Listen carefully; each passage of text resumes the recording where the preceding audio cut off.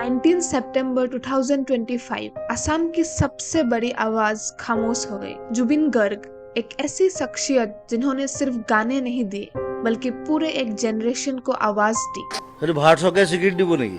This is my language, this is SMS, I am an SMS, मैं असम है। Singapore में एक पल का एक्सीडेंट और असम का बेटा हम सबसे दूर चला गया। उनकी मौत अचानक थी, लेकिन उनके गाने, उनका जज्बा, उसका असर अमर रहेगा।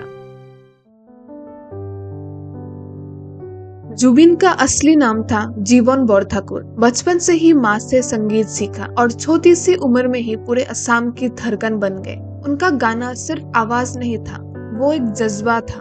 असमीज फोक हो या बॉलीवुड का ब्लॉकबस्टर या अली, हर जगह उन्होंने अपना रंग छोड़ दिया। और असम के लिए तो वो सिर्फ एक सिंगर नहीं, एक अपने इंसान थे।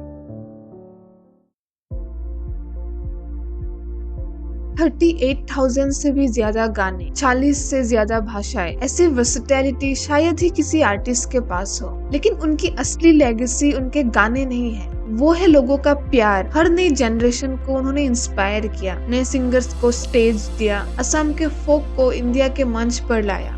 फैंस के लिए जुबिन एक सुपरस्टार नहीं थे, वो घर के ही एक मेंबर थे। उनकी आवाज शादियों में थी, दुख में थी, खुशी में थी, जिंदगी के हर पल में थी।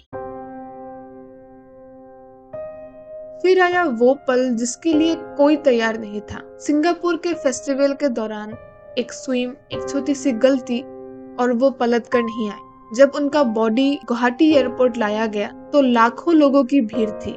कोई रो रहा था, कोई गाना गा रहा था और हर किसी की आंखों में एक ही सवाल था कि ये क्यों हुआ। अंतिम संस्कार में फुल स्टेट ऑनर्स दिए गए, 21 गन सैल्यूट, तिरंगा, और बहन ने अंतिम क्रिया की। उस वक्त एक ही आवाज गूंज रही थी,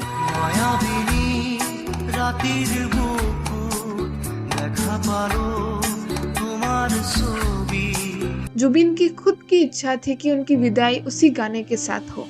जुबिन छोड़ गए, लेकिन उनके गाने जिंदा है। असम के लिए ये सिर्फ एक सिंगर की मौत नहीं थी, ये उन लोग के सबसे चहीते इंसान की अंतिम विदाई थी। लेकिन जैसे लोग कहते हैं ना, लेजेंड्स कभी मरते नहीं हैं। आज भी असम की गलियों में उनकी आवाज गूंज रही है और हमेशा रहेगी। वो आवाज जो एक जनरेशन की याद है और अगली जनरेशन की इंस्पिरेशन है। जुबिन एक आवाज नहीं थे, वो एक एहसास थे और एहसास कभी मरते नहीं।